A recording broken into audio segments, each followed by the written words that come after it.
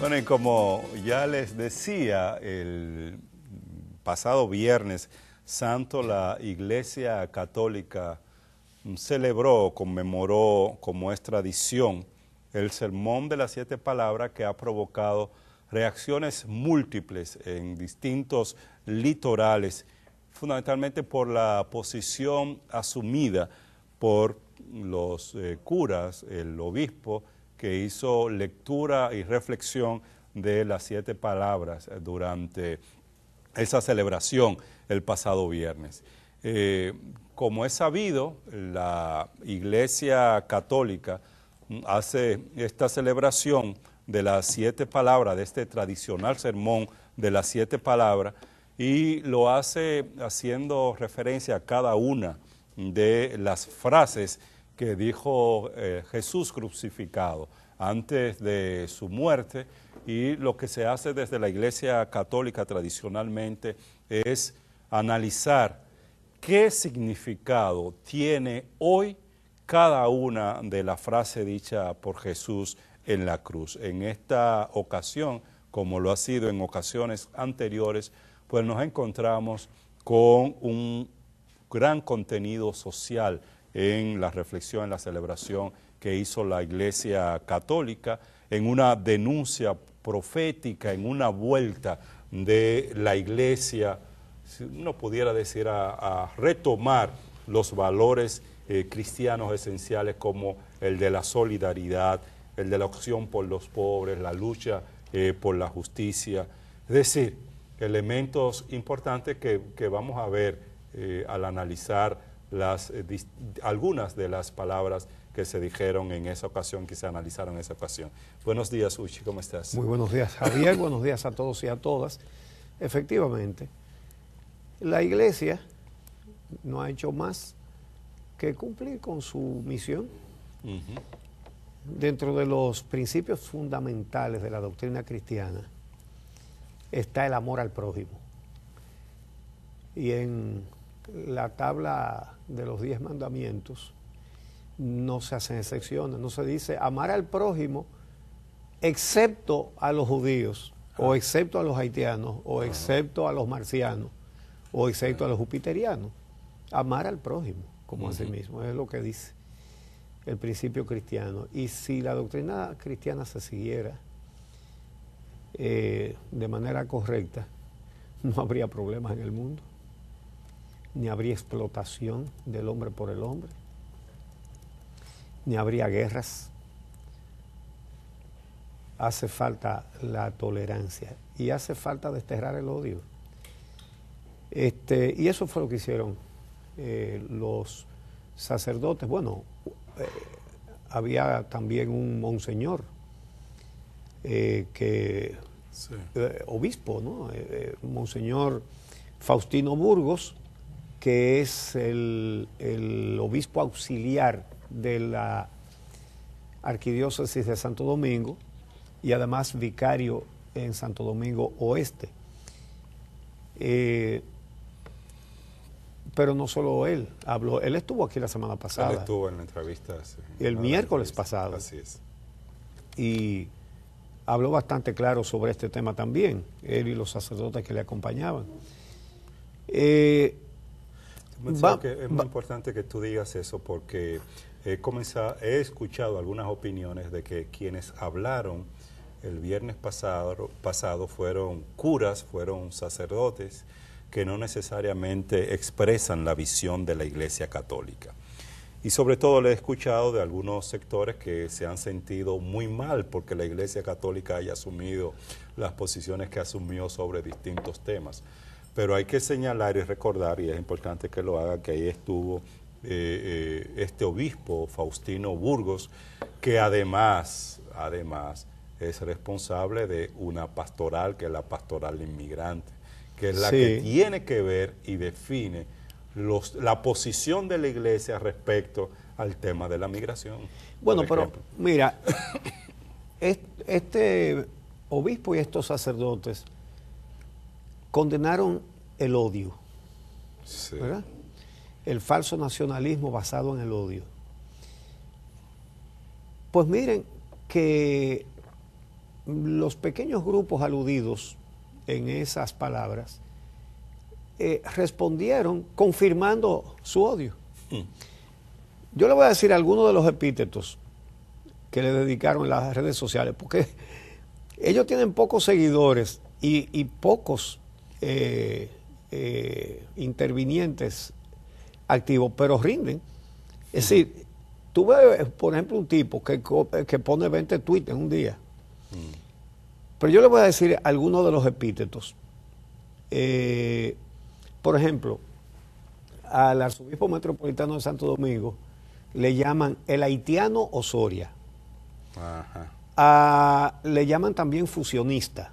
La teoría aquella de que hay una conspiración, ¿verdad?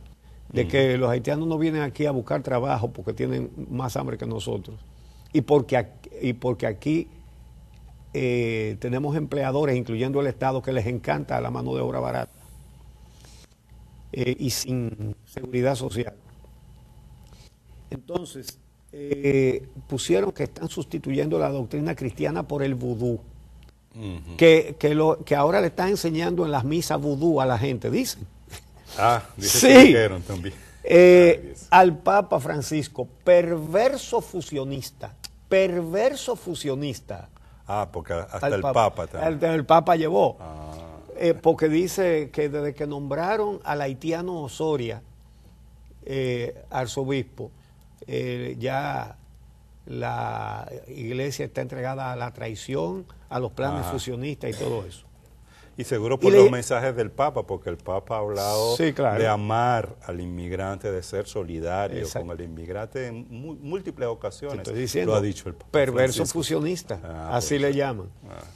Y maldito también. Eso es unos cuantos de los epítetos que usaron, confirmando todo lo que dicen estos representantes de la iglesia. Pero vamos a ver, lo que esos grupos digan, bueno, ellos por supuesto que se dan por aludidos, con razón. Vamos a escuchar primero a Monseñor Faustino Burgos, el obispo auxiliar de la Arquidiócesis de Santo Domingo, quien predicó acerca de la palabra: Padre, perdónalos porque no saben lo que hacen. Vamos a escuchar un fragmento de las palabras de Monseñor Burgos. Padre, perdónalos porque no saben lo que hacen. Sí, Padre, aquellos que promueven el odio, el rencor y la xenofobia, revestido de falso nacionalismo, falso pudor, creando zozobra, intranquilidad y viendo fantasmas donde no los hay. Perdónalos porque no saben lo que hacen cada vez que no realizamos lo correcto en el momento oportuno. Cuando damos respuestas agradables al oído ajeno y no comprometemos nuestro accionar para acabar con la impunidad que promueve, amamanta y sostiene la corrupción en detrimento de las mayorías, de los que promueven desmanes para alcanzar sus falsos fines, por aquellos que cierran sus ojos y su corazón hacia la necesidad del otro, siendo indolente y a la vez servil de otros poderes. Cada vez que como líderes políticos, religiosos, comunitarios no realizamos nuestro servicio en favor del pueblo, de tu pueblo, permitiendo que las conciencias duerman y aumente así la impunidad y la corrupción. Es el grito de los que ya no aguantan tanto oprobio, tanto odio, tanta violencia, tanta inseguridad y tantas injusticias.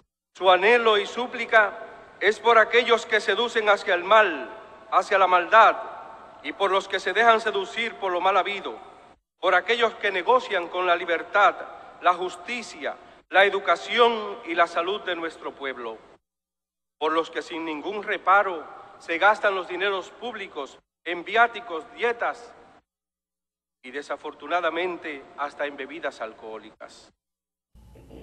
Bueno, ahí está el padre Faustino Burgos. Una cosa muy importante es que no solamente atacaron esa siembra de odios, sino también la corrupción y la impunidad. Claro.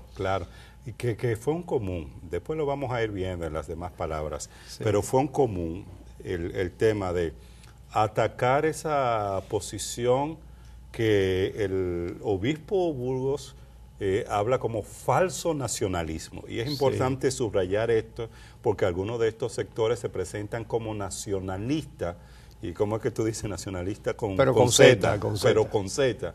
Y los demás, varios de los demás obispos se refieren a este tema migratorio, de que no puede ser abordado desde una lógica de la discriminación y desde una lógica del odio.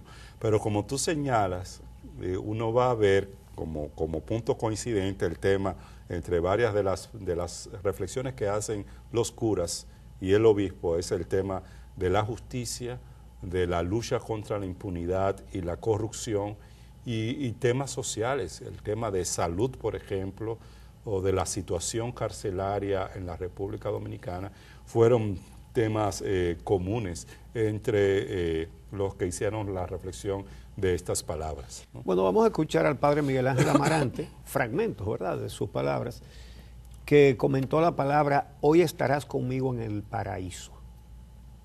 En nuestro país, lamentablemente, tenemos muchos buenos ladrones que burlan el fisco, burlan la justicia, se burlan del pueblo y andan tan campantes por nuestras calles sin ser apresados.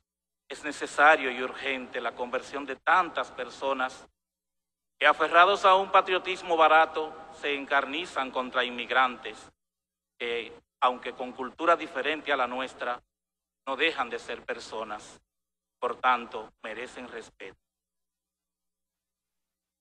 ¿Y qué decir de los responsables de regular la migración y la seguridad fronteriza?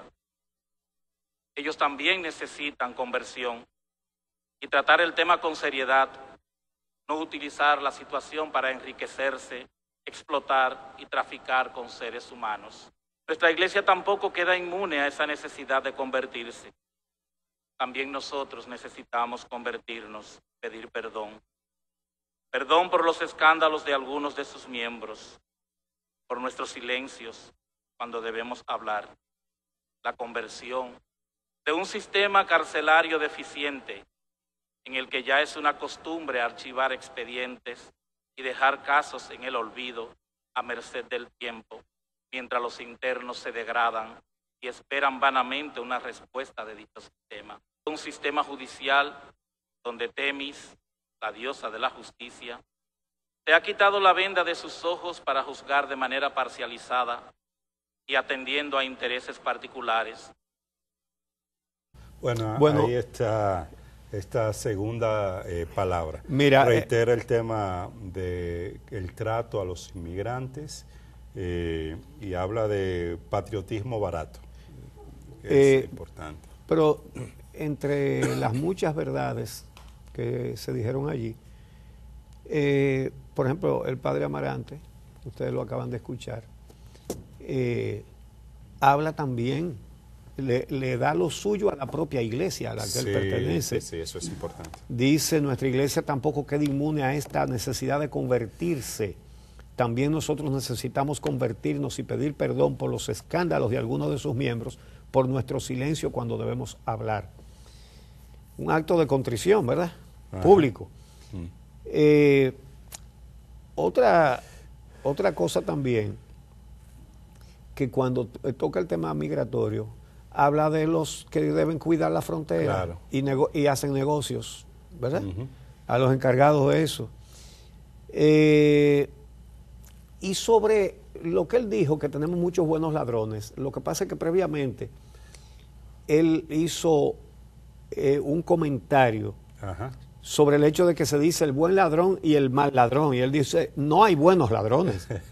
Dice: la diferencia entre los dos que estaban en la cruz a ambos lados de Cristo es que había uno arrepentido y otro que no se había arrepentido. No es que era un buen ladrón. Y él hace la precisión, dice: no es buen ladrón, es un ladrón arrepentido. Ajá. Pero dice... Pero no hay ladrones buenos. No, él dice: el buen ladrón es aquel ladrón que roba y busca todos los medios para no caer preso ni ser acusado. Sí, pero lo dijo exactamente. Con un contenido irónico. Sí, que ese es el bueno. Y en el sentido de que es bueno no en términos morales, porque un ladrón en términos morales no puede ser bueno. Ahora, por su eficiencia como ladrón, sí. Entonces, ahí es que compara con ladrones en la República Dominicana que son muy eficientes desde el Estado, que son capaces de robar mucho y al mismo tiempo generan todas las condiciones para que después de robar no haya ninguna consecuencia para ellos, como ha pasado lamentablemente en nuestro país. Vamos a escuchar a otro de los predicadores, el padre Nelson Acevedo. Su palabra: mujer, ahí tienes a tu hijo; hijo, ahí tienes a tu madre.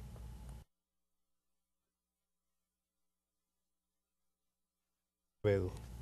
Sí, esa es la tercera palabra. Dominicana, fomentado por la xenofobia con los vecinos haitianos.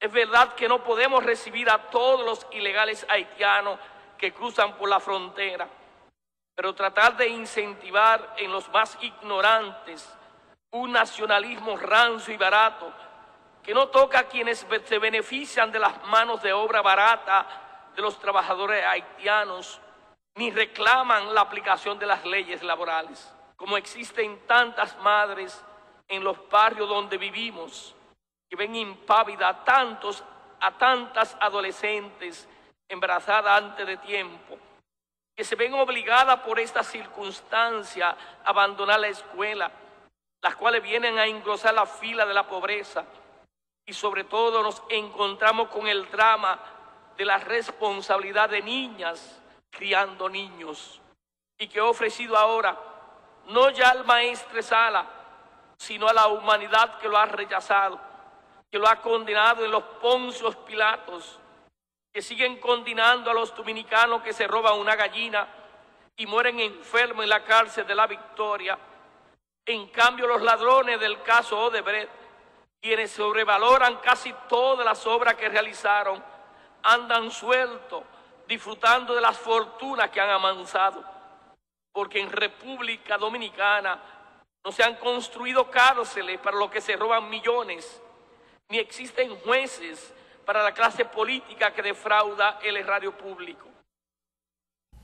Bueno, esa fue el análisis, la reflexión del padre Nelson Acevedo sobre la palabra mujer, ahí tiene a tu hijo; hijo, ahí tiene a tu madre. Y dice una gran verdad. Sí. Como lo hemos señalado aquí tantas veces, que es cierto que no podemos con esa migración. Sí. Desbordante, excesiva, agobiante, que lo que es falso es que ellos vengan a matarnos, a apoderarse de esto, Claro.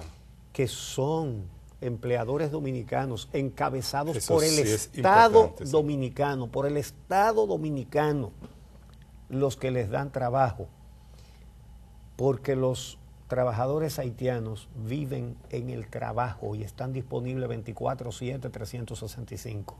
Claro, y que hay una política migratoria que no toca a esos grupos que se benefician de la explotación de mano de obra barata, que están en situación irregular en la República Dominicana. Y que no hay que ponerlos en la seguridad social, ni gastar un chele que no sea en el salario que se les paga. Por eso él lo llama, y es otra expresión que usa otro de los curas, nacionalismo rancio y barato, que es el que apoya ese tipo de campaña que no toma en cuenta cuáles son las causas reales de la migración, cómo combatirla, y prefiere apelar al odio, prefiere apelar a prácticas discriminatorias como lamentablemente se ha hecho. Importantísimo esa referencia que hace a los Poncios Pilatos en la República Dominicana, que condenan a aquellos que se roban una gallina, se les condena a La Victoria a años de cárceles, y bueno, y se hacen de la vista gorda y no pasa nada con ladrones, como lo del caso Odebrecht, que están todos en sus casas y no existe la posibilidad real de que los mismos puedan ser en un juicio independiente, condenados por este caso de corrupción y por la sobrevaluación de obras que el padre Nelson Acevedo plantea en su reflexión, ¿no? Con el caso de la Odebrecht. Sí. Tenemos también, creo que, al padre Vicente Sánchez Burgos, lo tenemos. Él comentó la palabra, Dios mío, ¿por qué me has abandonado? Bueno, si lo tenemos lo ponemos, pero si sí. no... sí, La quinta que tenemos, la de Tengo sed. No, tengo sed, Dios mío, ¿por qué me has abandonado? Sí, sí. Creo que es esa. Ah, sí, la quinta es la del padre Eric Wilson Cosme, Tengo sed. Vamos a ver. No una justicia en dos niveles, para el grande y para el pequeño. No una justicia en donde haya quienes estén exentos de toda culpabilidad legal y moral. Se nos está transmitiendo a los dominicanos como metamensaje que si robas poco vas a la cárcel, pero si robas mucho no vas. Que no nos creamos que los pseudomesianismos políticos han resuelto algún problema. La historia está ahí y no miente. Basta revisarla. Bastante claros fueron respecto tanto a la siembra de odio como a la corrupción y a la impunidad. Sí. Eso es lo que... Esa última mira, expresión de cuidado con el mesianismo político, que sí, muchos creen que de verdad resuelve los principales problemas que tiene el país. Y no ha sido así en la historia dominicana. Y esto es muy importante porque estamos ante una nueva fase de ese mesianismo político que lamentablemente en nuestra historia republicana no ha desaparecido del escenario político ni del debate político. Y tú tienes a líderes políticos que se presentan como mesías, que han estado en el poder o están en el poder y intentan hacer ver a la gente que si no es con ellos, no hay posibilidad de que este país pueda tener continuidad, de que la democracia pueda tener continuidad. pues mira, entonces, lo que han dicho este obispo y estos sacerdotes en el Sermón de las 7 Palabras el Viernes Santo, algunos que están muy molestos aparentan haber recibido una información muy nueva, una noticia muy novedosa, como que mira lo que está pasando ahora, y resulta que de nuevo eso no tiene nada. Hace 506 años, en esta ciudad, los frailes dominicos hicieron exactamente lo mismo. El poder reventó. Se suele decir el sermón de Montesinos. Sí, lo pronunció Fray Antón Montesinos. Pero el sermón fue, después de constatar lo que estaba pasando en los hechos aquí, con la esclavitud de los aborígenes, estos sacerdotes reflexionaron, encabezados por su superior, que era Fray Pedro de Córdoba, que increíblemente era el más joven de todos. 28 años tenía para la época, o 27.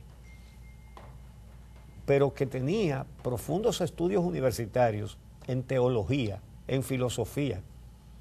Era un cerebro.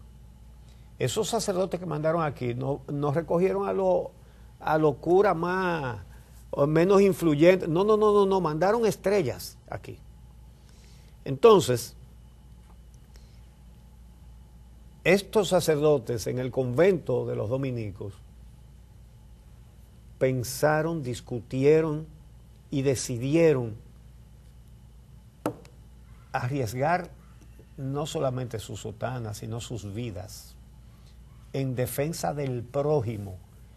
Y las reflexiones teológicas están fundamentalmente basadas en el amor al prójimo, que es un mandato bíblico. Y antes de ese sermón del cuarto domingo de Adviento, que cayó el 21 de diciembre de 1511, fueron donde el virrey Diego Colón y le dijeron que se iba a decir cosas muy importantes en el sermón del domingo, que no dejaran de asistir él y todos las figuras importantes del gobierno, que en ese tiempo no era solamente el gobierno de esta isla, era el gobierno de las Indias. Entonces, figúrense ustedes un virrey en esta islita, la autoridad que tendría, el poder que tendría. Y con todos allí sentados, entonces, ese sermón, que repito, es de la comunidad, de la congregación de los dominicos, pero encargaron al más brillante orador de ellos, que era Antón Montesinos, que había estudiado no solamente teología, filosofía, sino también oratoria en la Universidad de Salamanca, que por cierto, tiene 800 y pico de años ya. Tenía 300 años en 1511. Tenía 300 y pico. Tiene 800 y pico. En esa universidad estudiaron ellos todos. ¿Y qué fue lo que dijeron esos dominicos ahí en la voz de Montesinos? ¿Es que estos no son hombres? ¿Es que estos no tienen almas racionales? Y finalmente decían, ¿ustedes se creen que no están obligados por Dios a amarlos como a sí mismos? Si le estaban recordando, estos son seres humanos igual que ustedes. ¿Qué dijo Dios? Amar al prójimo.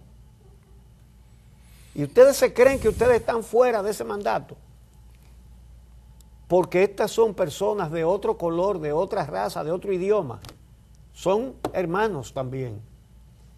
Señores, lo que hicieron esos padres dominicos, y a eso hay que agregarle a Fray Bartolomé de las Casas, que se hizo cura después, que se hizo dominico mucho después, pero que en ese momento presenció, él era un esclavista más. Él vino a buscar oro como todos los demás y tenía esclavos. Y ese sermón les retumbó en la conciencia. Claro. Entonces, esos frailes lucharon el resto de sus vidas hasta que se murieron todos, uno por uno. Todos, hasta la muerte, estuvieron defendiendo a los aborígenes. Para que ustedes tengan una idea de la vehemencia, el compromiso cristiano que tenían esos sacerdotes. Después de ese sermón, ese mismo día cogió el virrey para el convento de los dominicos, acompañado por todos los representantes del poder, por todos. Y fueron y le dijeron de todo, porque le habían dicho una verdad cristiana. De todo le dijeron. Y que tenían que retractarse el domingo siguiente. Entonces, es difícil uno saber a esta distancia del tiempo qué fue lo que él entendió de lo que le respondió Fray Pedro de Córdoba. Pero Fray Pedro de Córdoba no le dijo, evidentemente que no le dijo que se iban a retractar. Quizás le dijo, hablaremos del tema otra vez. Y entonces ellos entendieron que sí se iban a retractar. Y entonces fue el poder, fue el virrey, fue toda su gente la que salió a decirle a todos los españoles que no podían faltar a la misa del domingo porque se iban a desdecir de las verdades que habían pronunciado allí. Y al próximo domingo había más gente en la iglesia.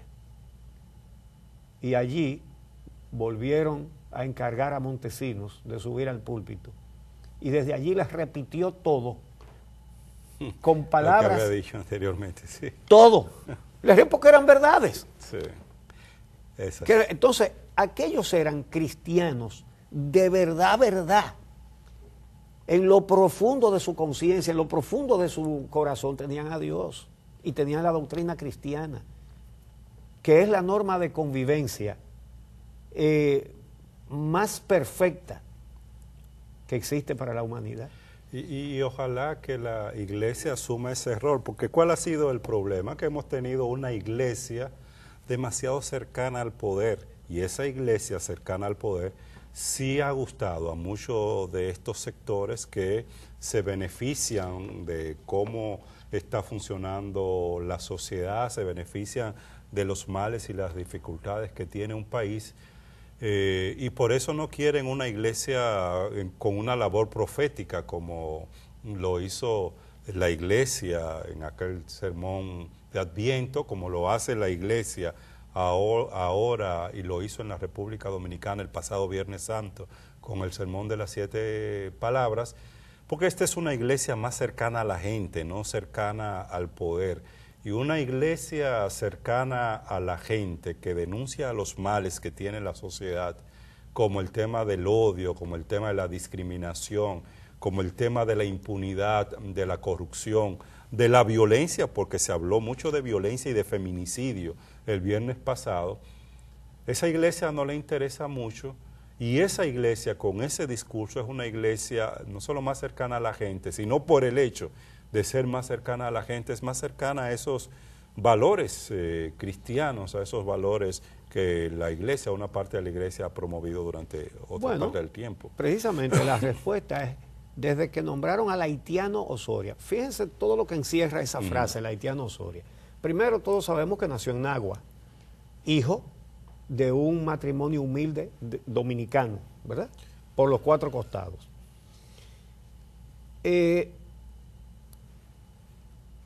tiene la piel oscura. Entonces, decirle el haitiano Osoria, primero, tú estás despreciando, tu discurso desprecia a los haitianos, ¿verdad? Pero tú dices que un dominicano que tenga la piel oscura es también digno del mismo desprecio. Por eso ellos le dicen el haitiano Osoria. Ellos saben que es dominicano, por los 4 costados. Pero le dicen, como una forma de decir, desprécialo a él también, que es dominicano pero es negro. Claro. No, y entonces eso da la razón a lo que los que dijeron los curas y el obispo el viernes pasado. Exacto, por eso digo que ellos le dieron la razón plenamente. Claro, con todos los epítetos. Lo que se ha estado dando pero claro, esos epítetos ahora eso es lo que pueden hacer. En aquel tiempo, ¿qué hicieron? Mandaron a otros sacerdotes, dicen que no hay peor cuña que la del mismo palo, que el padre de las casas dice que era un buen hombre, pero eso creían otra cosa. Ellos creían que le servían a Dios sirviéndole al rey, que eran los franciscanos, pero específicamente uno que se llamaba Alonso de Espinar, que me llama la atención que no era Espinal con L, sino con R. Te salió lo sureño. Pero no, era Espinar. Era como Alonso de Espinar. Lo mandaron para decirle al rey las barbaridades que habían hecho esos bandidos de los dominicos, diciendo todas esas cosas. Entonces, se fue Montesino en otra carabela. Al otro, dice las casas, que lo llevaron a cuerpo de rey, pagado con todo, ¿verdad?